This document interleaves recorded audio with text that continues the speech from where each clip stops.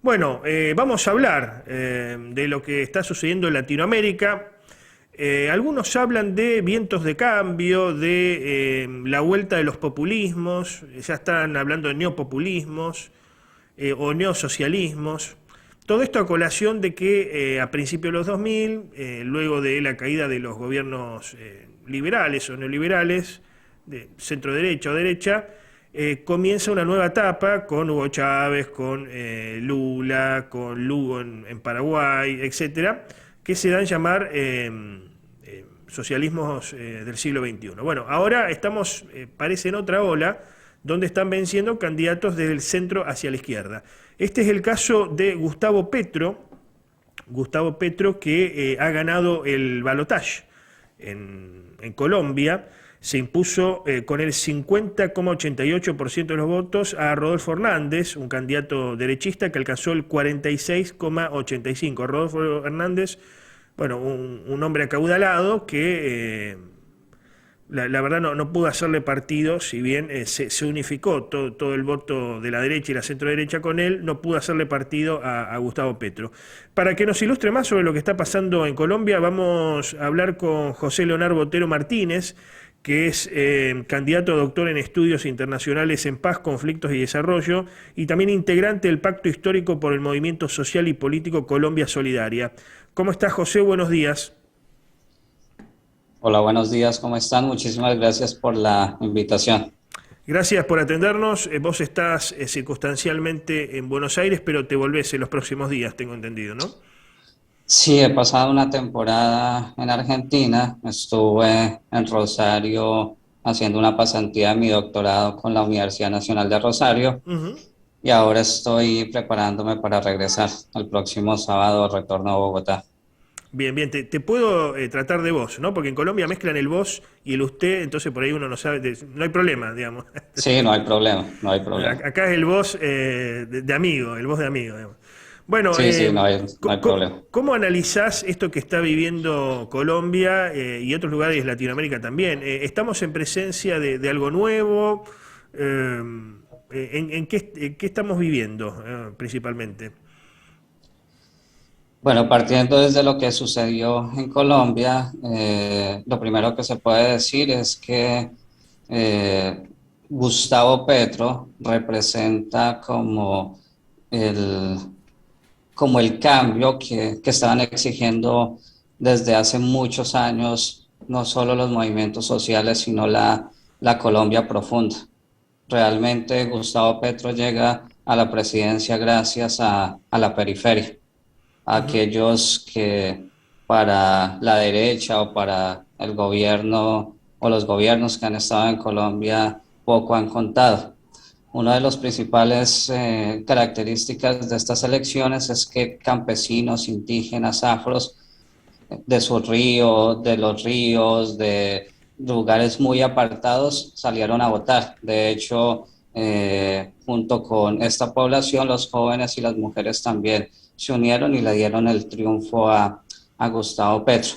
Ahora bien, en relación con lo que está sucediendo en Latinoamérica, yo creo que también responde a las exigencias de un nuevo cambio, un nuevo rumbo hacia políticas más inclusivas o más inclusivistas en relación con la distribución de la riqueza, pero yo creo que la gran diferencia de otros olas o otros movimientos es que este está orientado un poco más hacia el centro, no hacia radicalismos. Si bien Gustavo Petro lo han intentado encasillar hacia una izquierda radical, él representa una izquierda moderada más alineada hacia el centro, donde sabe que Ujú. debe equilibrar los diferentes elementos para no caer en radicalismos. Bueno, esto es muy interesante lo que decís también para analizar el gobierno de Alberto Fernández y otros gobiernos que hemos tenido en Latinoamérica, donde una cosa es el discurso, que puede parecer incendiario, que los gobernantes están bajando de la Sierra Maestra para hacer revolución, etcétera, pero después la práctica es diferente. Boric en Chile, por ejemplo, está aplicando políticas, hasta si uno quiere, de corte liberal, ¿no? En materia económica sigue con lo que se venía haciendo hasta el momento.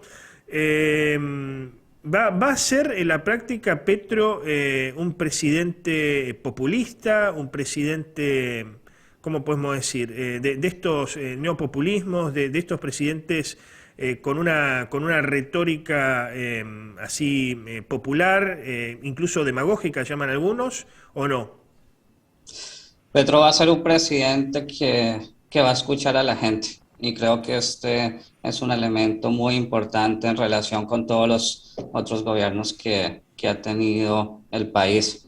Y no solo va a escuchar a un sector, sino que va a intentar escuchar a todos los sectores. De hecho, en estos primeros días, incluso antes de ser elegido presidente, Petro llamó a establecer un acuerdo nacional para unirse todos por un proyecto de país para identificar realmente cuáles son las necesidades y los elementos prioritarios que necesita para Colombia para avanzar.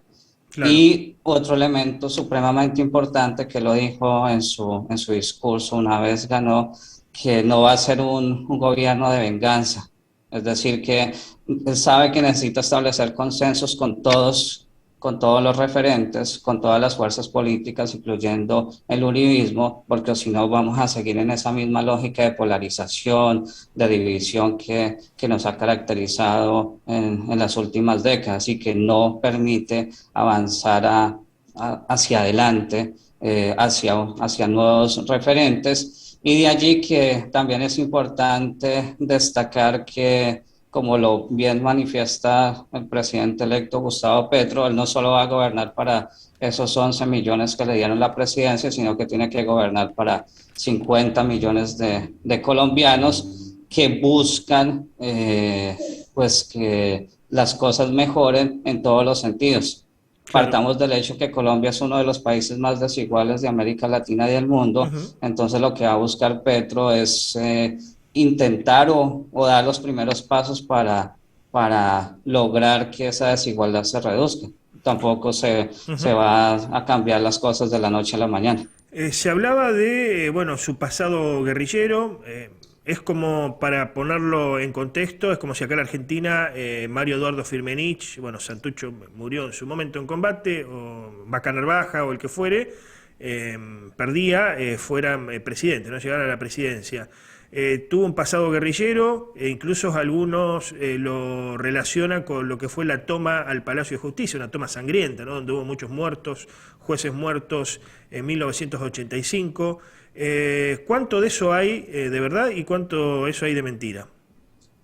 Bueno, para entender la política en Colombia, debemos partir del hecho que durante la década de los 60 se crean los principales grupos guerrilleros, las el ELN, las FARC, el M-19 al cual perteneció Gustavo Petro, Sí, pero para entender también el más conocido la FARC, ¿no? Que más ha trascendido, sí, digamos. Sí, sí. las FARC y el ELN. Ujú. Pero también hay que comprender que a lo largo de estas últimas décadas se han generado diversos procesos de negociación entre el Estado y los grupos insurgentes y eso hace parte de la política colombiana y el contexto social, cultural y político del país. En relación con eso, como resultado, hoy podemos ver que Gustavo Petro, que perteneció a la M-19, que los detractores lo han intentado alinear con la toma del Palacio de Justicia, que fue el principal error histórico de la guerrilla del Sí, M-19, que pero eso se hizo, realmente que eso se hizo en conjunto con Pablo Escobar, ¿no? Con el cartel de sí, hay Medellín. como, como Ujú. muchas teorías en relación con eso, pero bueno, en relación a ello, pues volviendo al tema de Gustavo Petro, pues lo han intentado alinear con la toma del Palacio de Justicia, pero en su momento Petro estaba encarcelado cuando sucedió la toma del Palacio de Justicia y Petro hacía parte del ala política, más no del ala armada de la guerrilla del M-19. Y cuando se firma la paz con el M-19, él entró a formar parte de esa nueva ola política o esos nuevos grupos políticos que se conformaron a partir de la desmovilización del M-19 y desafortunadamente uno de sus comandantes, Pizarro, fue asesinado cuando era candidato presidencial. Entonces, la elección de Gustavo Petro como presidente de la República, habla de todos esos procesos que se han ido generando en torno a la construcción de paz en Colombia, a la búsqueda de la reconciliación, a la búsqueda de un nuevo país, a la búsqueda de la inclusión de los diferentes. Petro lo decía en su discurso, hablamos de paz cuando personas como yo, que perteneció a un grupo de guerrilleros, puedo ser presidente. Hablamos de paz cuando personas como Francia Márquez, vicepresidenta electa, pertenece a los afrocolombianos, grupos históricamente marginados Ujú. dentro del territorio nacional. Finalmente, Leonard, ¿cómo va a ser, pensás, la relación con la Argentina? Porque bueno, hoy tenemos un gobierno acá que la verdad que es ambivalente, ambiguo. Por una parte tiene discurso progresista o de centro izquierda, cercano a Chávez, bueno, al chavismo, a Maduro, etcétera. Pero por otra parte también se muestra con Biden en Estados Unidos, tenemos acuerdos con Israel, ahora apareció un avión venezolano-iraní. ¿Cómo va a ser la relación con la Argentina, con este gobierno de Alberto Fernández, que bueno, no se sabe bien para qué lugar va, verdaderamente, ¿no? ¿Cómo va a ser? Bueno, una vez ganó Gustavo Petro, varios presidentes de la región extendieron su felicitación, entre ellos Fernández, Boric, ANLO en México.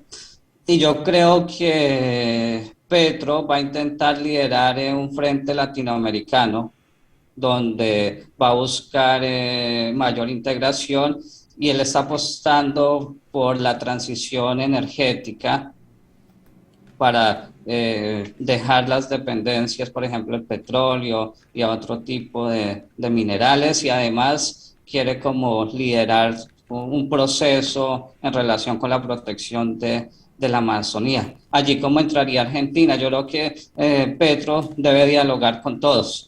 Ujú. Si queremos lograr un bloque fuerte dentro de América Latina, pues se tiene que dialogar con todos los países, y Petro va a entrar a dialogar con Argentina, con Brasil, con Chile y con todos los que tengan afinidad en ideas, pero también con aquellos que no tengan mucha afinidad, pero sabe que para lograr crear un frente fuerte, pues el diálogo es supremamente importante.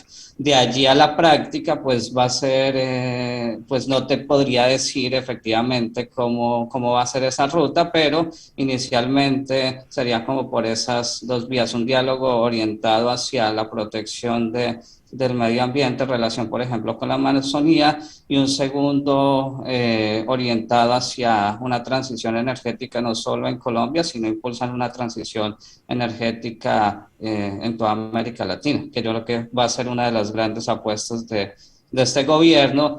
Y quizás si Lula gana en Brasil en noviembre, pues estaremos ante un nuevo bloque en América Latina alineado con México, con Chile, con Ujú. Colombia y otros gobiernos con ideas similares en la región. Muchas gracias por este contacto, José. Bueno, pues muchísimas gracias a ustedes por la invitación. Gracias a Dios.